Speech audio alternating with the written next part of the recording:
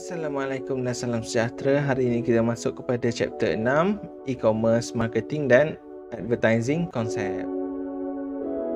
Hari ini kita belajar tentang iklan.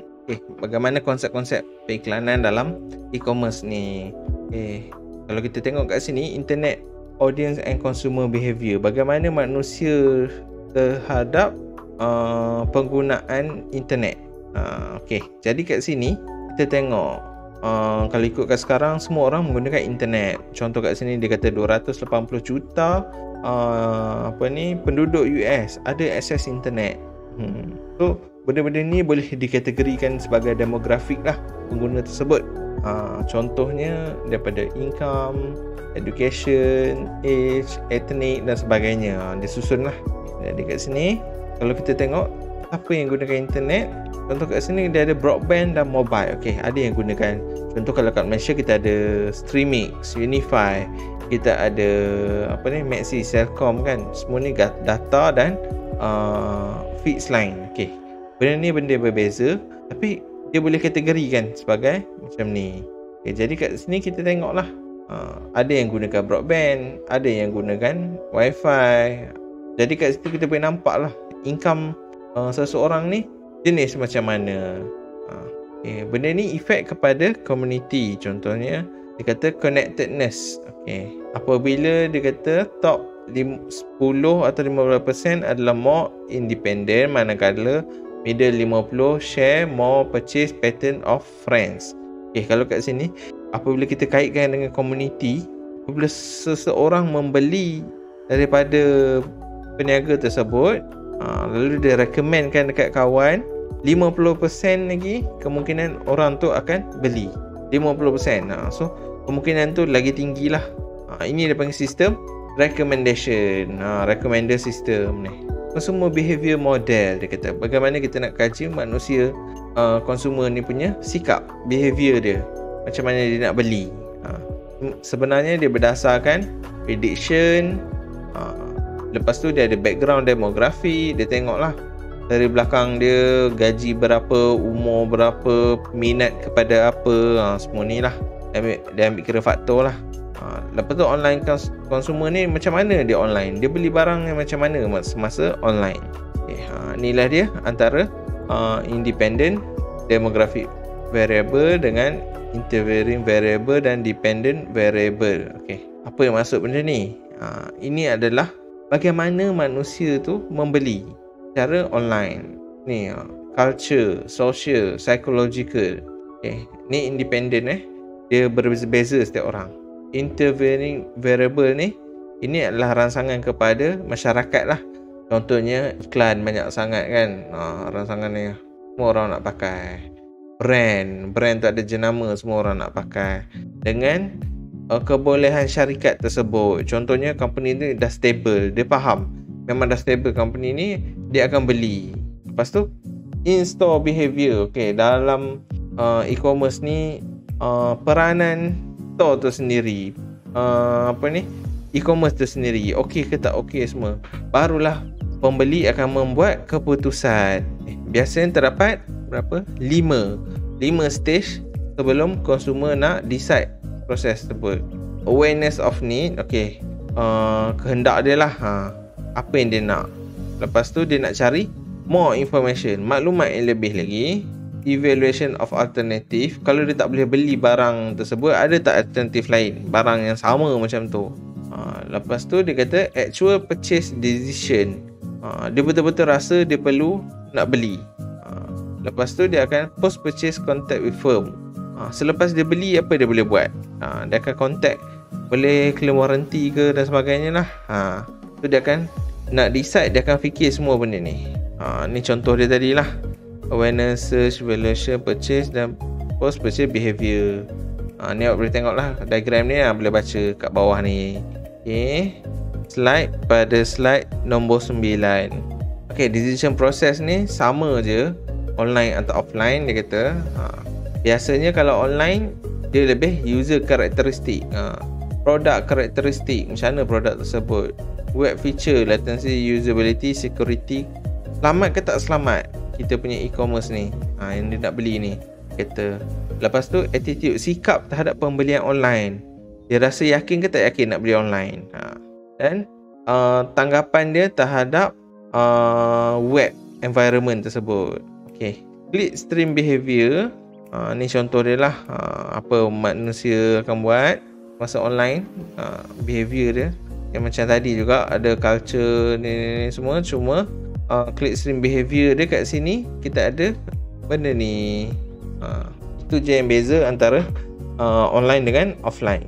Okay, pembeli online. Okay, apabila kita beli secara online, yang kita tahu mesti daripada app ataupun daripada browser. So kat sini dia kata kebanyakan yang browse secara online, 80% adalah pembeli, manakala 13% ni adalah browser. Dia tengok je, dia lebih suka beli offline. 2.6 trilion dia kata nilai pembelian pada tahun 2017 berdasarkan nilai online lah.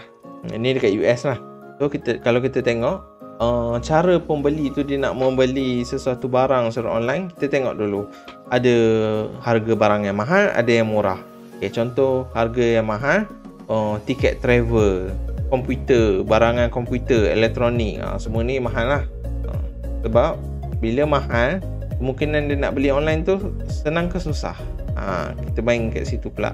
Consumer now are more confident in purchasing costly item. Okay, kalau yang boleh beli kat sini, maksudnya dia confident lah. Contoh nak beli smartphone online, macam saya boleh beli barangan secara online untuk barangan yang mahal lah. Contohnya saya pernah beli laptop online, smartphone online, semua saya boleh belilah online. Cuma dia antara risau dengan tak risau lah kan. Untuk harga yang murah pula, small ticket item, kita adalah buku, barangan office, software dan sebagainya. Barangan yang besar, contohnya perabot juga, semakin diminati untuk membeli secara online. Kalau awak tengok dekat Shopee, banyak juga orang beli meja, kerusi kan, sofa dan sebagainya. Dia dah jadi satu trend untuk kita beli secara online barang-barang yang besar.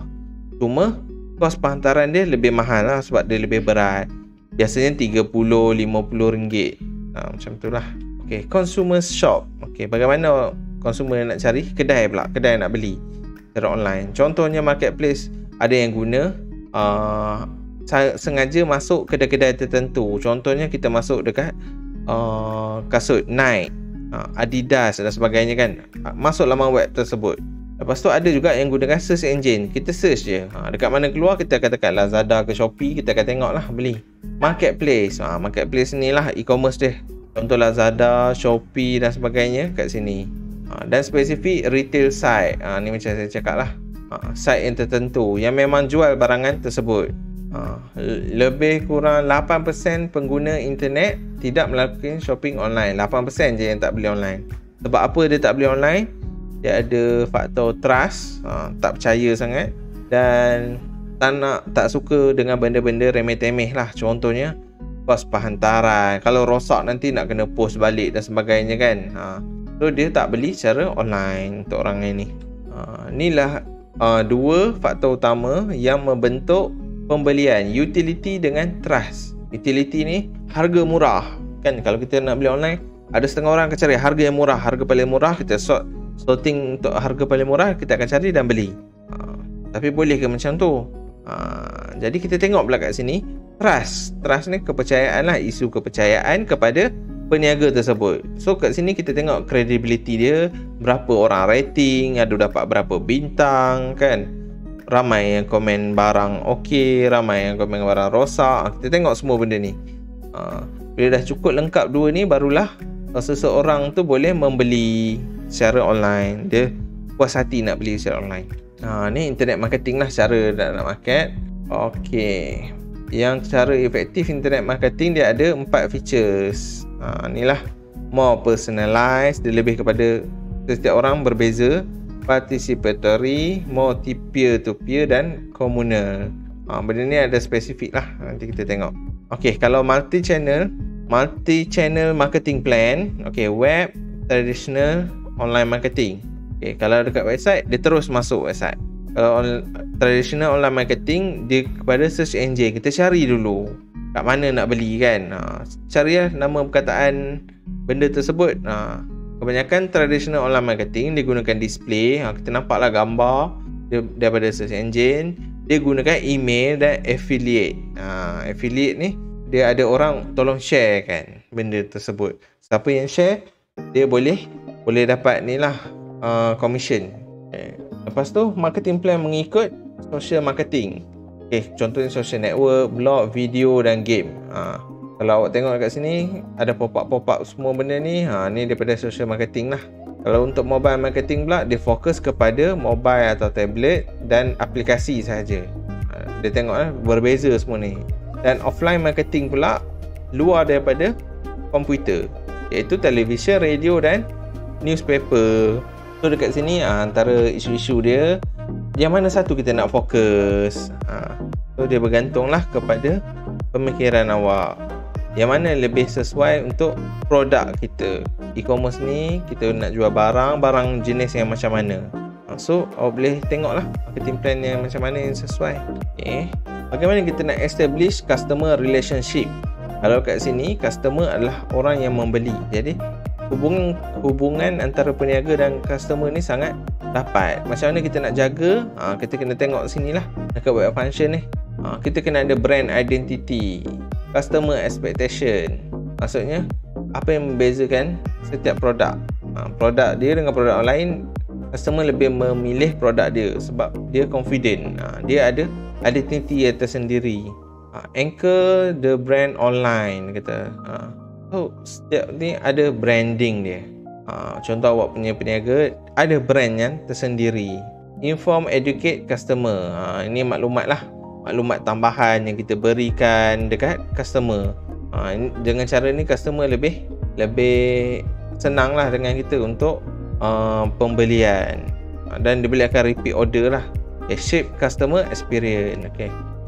Membentuk customer yang berpengalaman. Dah dapat pengalaman, customer ni dia akan buat apa? Dia akan beli lagi barang daripada kita. Online advertising. Advertising secara online, contohnya display, search, mobile messaging, sponsorship, lead generation, email. Email jarang lah sekarang. Dulu adalah email banyak kan. Kelebihan dia, kebanyakan orang akan duduk dekat dalam talian online, jadi lebih mudah untuk kita dapat customer secara online. Targeting dia ada. Kita kena personalize dekat individu tertentu lah kita nak target. Harga yang main peranan penting untuk menarik minat customer. Dan personalization lah. Customer ni jenis customer apa. Contoh kita nak jual produk pencuci kereta, jadi awak kena fokus apa? Kena fokus kepada orang-orang tertentu. Contohnya lelaki suka kereta.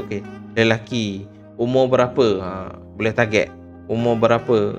Contoh kalau benda ni untuk kereta spesifik, kereta Myvi saja, so boleh fokus dekat personalization ni kereta Myvi saja. Next kata tool-tool lain yang digunakan. Kita ada search engine marketing dan advertising. Search engine ni contoh Google lah. Kita ada Google Ad, ada display ad, ada email marketing, affiliate marketing. Ni orang viral marketing, barang-barang produk viral, lead generation marketing. Ada banyak cara marketing kat sini.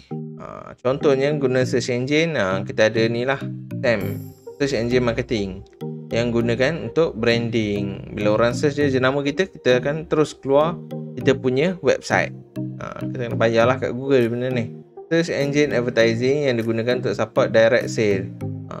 Setiap kali orang search kita punya barang, Google akan suggest. Tapi setiap kali orang klik, kita perlu bayar kepada Google. Ni cara dia. Ada pay inclusion, ada pay per click. Inilah dia, pay per click ni yang kena bayar berdasarkan keyword yang kita letak tu. Kalau ada orang search, dia akan jadi macam ni lah. Setiap kali orang klik, kena bayar. Kita bayar. SEO, benda ni dah di set up dekat dalam e-commerce, dekat dalam kita punya website, supaya bila search dekat Google boleh keluar kita punya website. Benda ni lah dimainkan peranan SEO ni. Lain-lain isu dia, lain-lain tentang search engine ni, dia boleh juga menggunakan graf. Dia dapat tahu dah konsumer ni dekat negara mana, apa semualah. So lebih mudah untuk search engine ni suggest. kelemahan untuk search engine ni dikatakan sebab apabila pembayaran dilakukan dia lain. Lepas tu kebanyakannya kadang-kadang kala dia fraud, ada unsur penipuan lah. Kita klik link pergi ke lain. Display ad marketing, display maksudnya gambar lah, kita nampak gambar, klik. Banner ad tu contoh dekat website ada satu iklan, iklan yang panjang tu kan, gambar, awak tekan dia terus pergi kepada website tersebut. Biasanya dia lebih kepada gambar, video, ilustrasi, ni dia panggil display lah. Ada juga yang gunakan video ad, iklan contoh dekat YouTube kan, ada video ad. Dia lebih baik lagi lah video ad ni, tapi cost dia lebih tinggi. Ada content marketing, advertising network, so ada banyak lah ni. Isu dia ada sama juga, fraud. Kelebihannya viewability, kita nak tengok tu susah, dia nampak itu je, nampak contoh kalau gambar tu dia tak nampak gambar lain. Lepas tu mudah kena ad blocking. Kalau ada pengguna yang gunakan ad blocking, dia tak nampak lah kita punya iklan. Ni cara-cara dia berfungsi bila tengok pada diagram slide nombor 26. Okey, email marketing. Sekarang ni dah tak banyak lah gunakan email marketing ni. Tapi email marketing ni masih lagi dibuat sebab dia lebih mudah. Kos dia lebih murah. Salah satu benda email marketing yang awak boleh nampak apabila kita nak join sesuatu, nak dapat info sesuatu, dia suruh masuk ke email.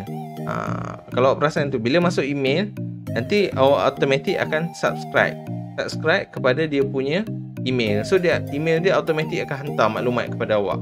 Kebanyakannya 3 atau 4% orang akan klik email tersebut. Dia lebih spesifik lah, target, sebab kita dah register kan. Tapi masalah dia sama juga, ada spam. Kalau ada anti-spam software, tak masuk lah awak punya email iklan tersebut. Dan poorly targeted purchases email list.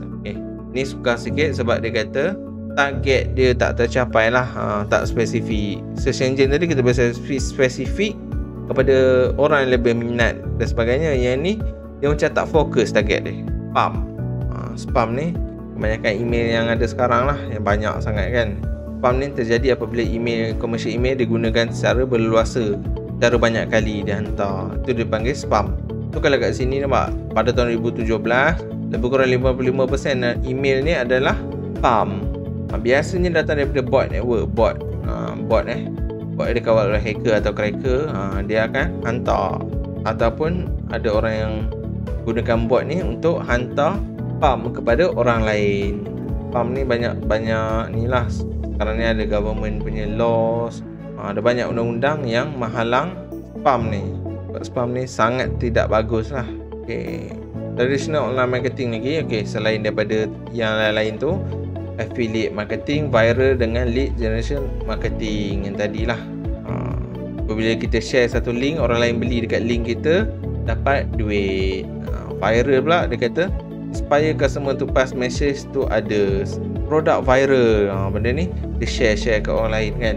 Ni viral lah. Lead generation marketing pula adalah tool, servis yang kata mengumpul, mengawal dan menukar lead. Kita boleh bagi orang kawal iklan marketing kita. Social marketing dan advertising, kita guna social network lah. Kita nak share maklumat, nak share kita punya marketing. Gunakan mobile, sama juga, lebih kurang macam social network, tapi kita gunakan mobile.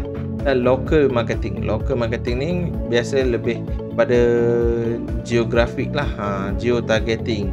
Contohnya saya nak penduduk kawasan Ipoh saja yang akan melihat iklan tersebut.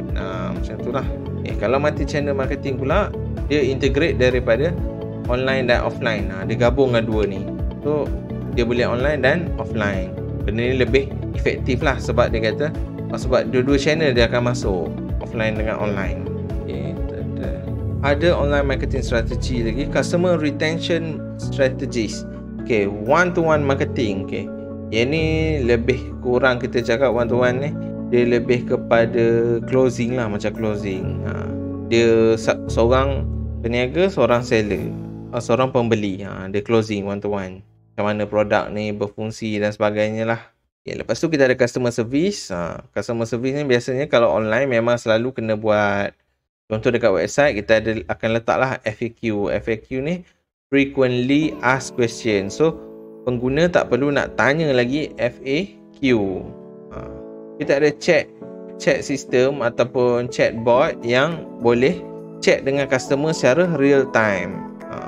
Ataupun automatic response system. Kita chat, sistem tu reply secara automatic.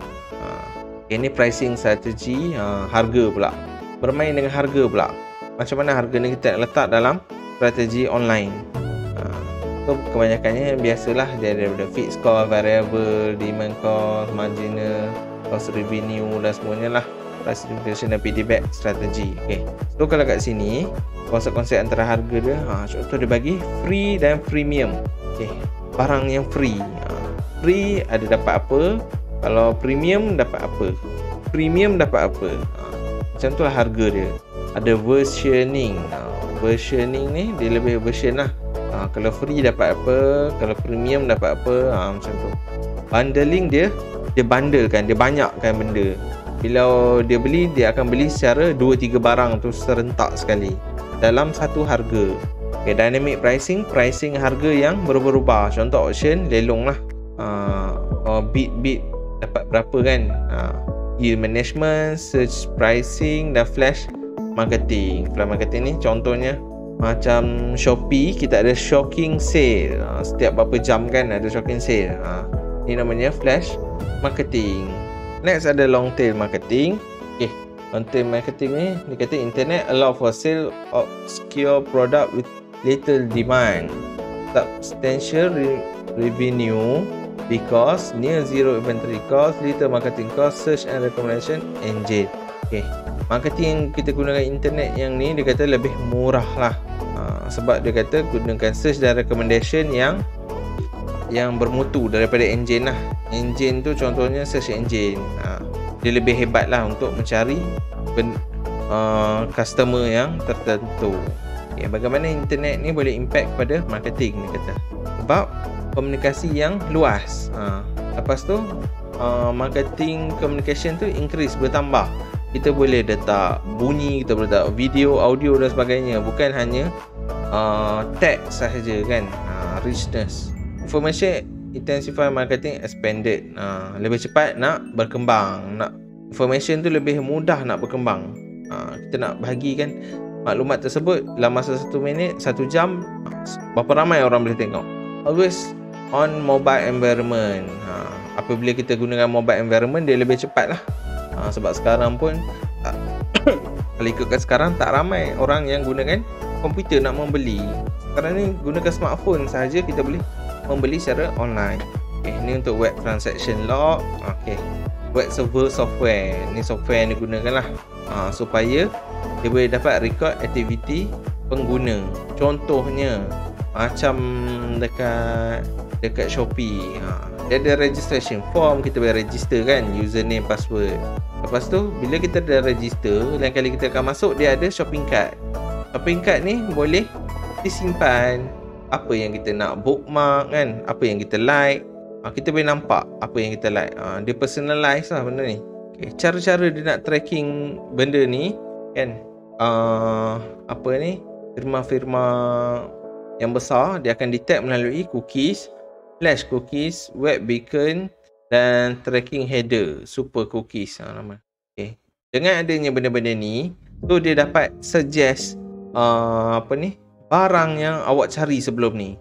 Contoh sebelum ni awak nak cari shampoo, nanti lain kali awak masuk, dia ada suggest dah shampoo-shampoo yang kemungkinan awak berminat. Sebab apa? Sebab dia ada data awak. Dia ada cookie, flash cookie dan super cookies tersebut tersimpan dekat awak punya smartphone ataupun awak punya komputer. Cara penyimpanan pula berdasarkan database. Kalau database ni dalam e-commerce ni dia sangat penting lah, sebab dia nak menyimpan berbagai jenis maklumat, maklumat customer, maklumat produk dan sebagainya. Jadi kat sini siapa yang main peranan? DBMS. DBMS ni apa? Database Management System. Benda ni mesti ada lah dalam setiap website, setiap e-commerce. Dia menggunakan struktur bahasa SQL, Structure Query Language, inilah bahasa yang digunakan. Database berbentuk relational.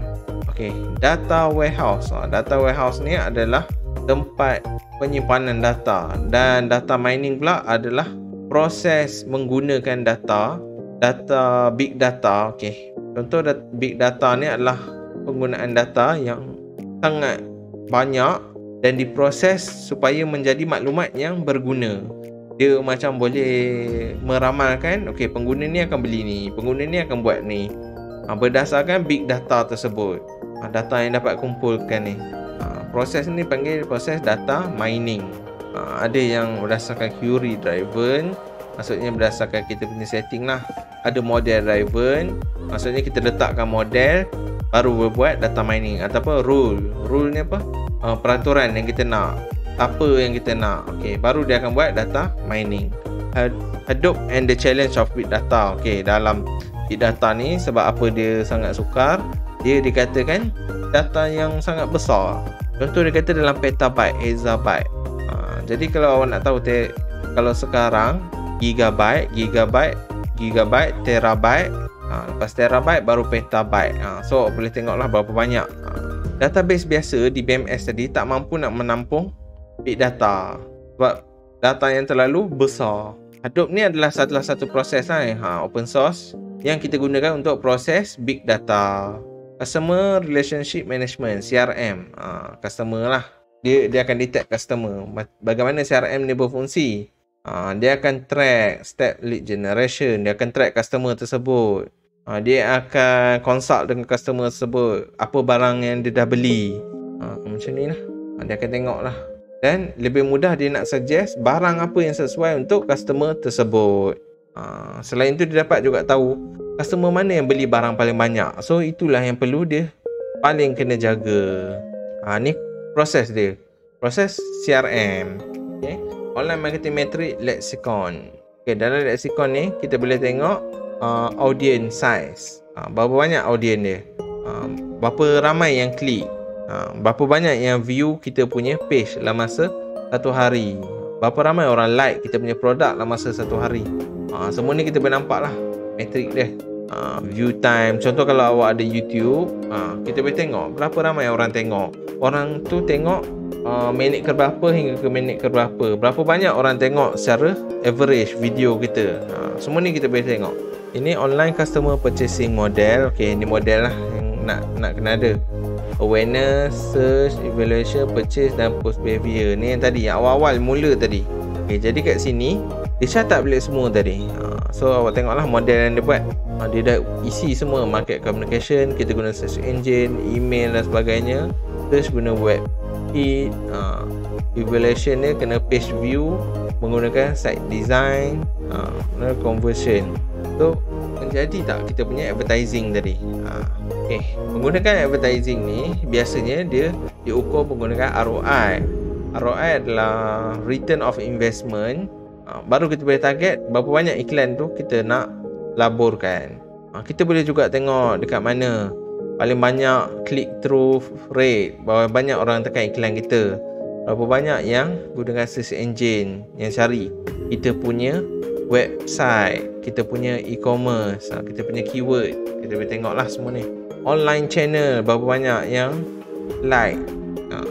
So most powerful marketing dia kata kalau kita gunakan multiple channel, ada online dan offline, dengan ada model pricing model dia kata. Contohnya cost per 1000 klik, cost per klik, cost per action, hybrid dan sponsorship. Ni biasanya kalau dalam online lah, setiap kali klik iklan tu berapa harga dia. Kita kena kira balik semualah. Dan isu-isu berkaitan lah, ada online dengan offline sale ni, apa benda masalah dia kita kena check. Biasanya online marketing ni lebih mahal kepada CPM. CPM tadi apa? Cost per 1000. Effective cost per 1000 adalah ECPM. Okay. Ni analyze, kita analitik, kita nak tengok balik setiap stage berjaya ke tak. So kat sini lah kita tengok ad manager. Ni ada checklist dia lah, awak boleh tengok semua yang ada kat sini. Kalau ad manager optimize ROI on website and marketing, measure impact of marketing campaign. So ada banyak lah. Ni dia punya diagram dia. Bagaimana kita nak analisis balik kita punya e-commerce. Berjaya ke tak online marketing ni? Okey, setakat itu saja untuk hari ini. Okey, sekian, terima kasih. Assalamualaikum.